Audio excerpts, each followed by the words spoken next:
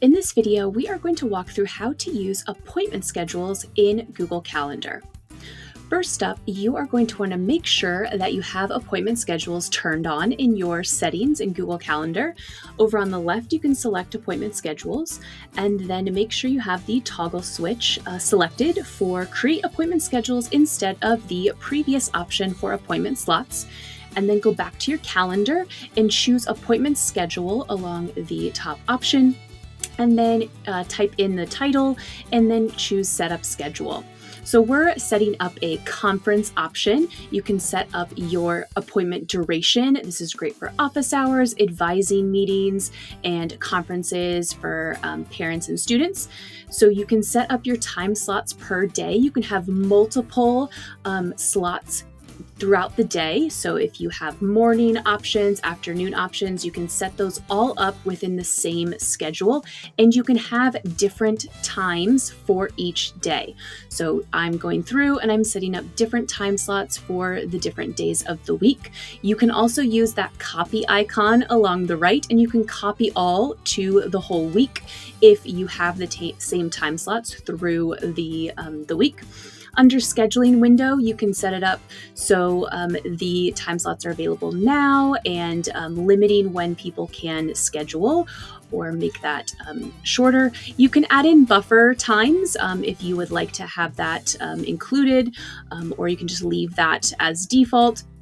And then you can have your Google Calendar check your other calendars for your availability. That's important. Your regular calendar will automatically remove available appointment slots when you have that added to your calendar.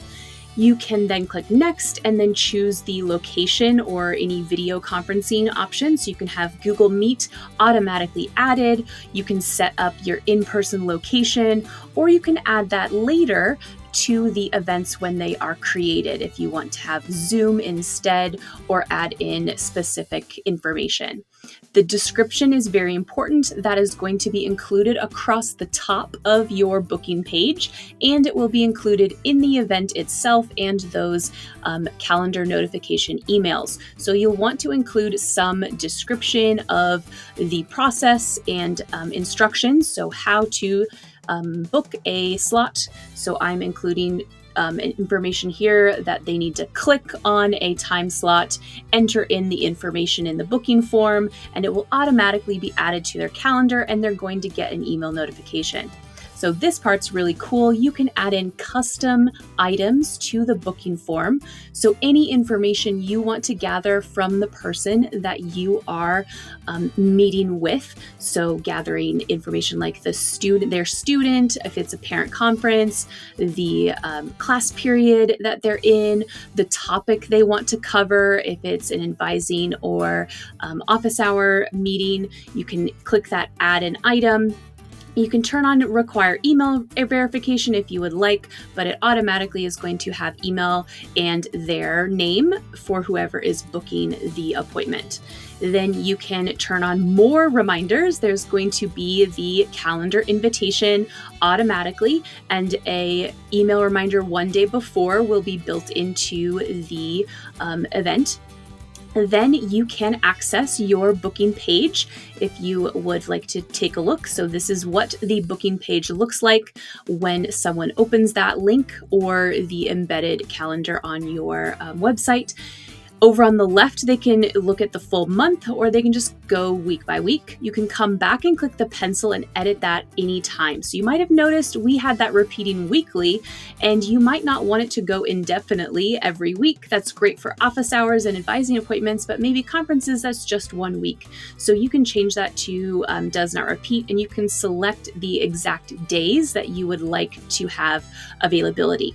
Down at the bottom, you can adjust availability. So if you know in advance there's specific days that you need to have different options for your availability, you can change that down at the bottom for adjusted availability. And then you just saw we switched back and forth between repeat weekly and does not repeat, where you can select specific days that you would like to include in your appointment schedule. Then when you're ready to share, you click on the appointment schedule. Then you can choose to share a single booking page if you just have one. If you have multiple booking pages, appointment schedules. You can share them all in one, or you can share individuals. You can embed the calendar on your website. There's two options. You can have a cool button that opens up a pop-up just like this. You can preview that so it would pop up like this, so it doesn't take up a whole page on your website, or you can embed the full thing, or you can just share the link. So you can copy the link and include that in an email and share that out. So this is what it looks like when someone has booked an event. You can see all that information is already embedded in that option, and you can edit that event after the fact. So it fills in, and you can click on the empty appointment schedule to edit the overall scheduling, and then the individual event you can edit as well. So that is how you set up appointment schedules in Google Calendar.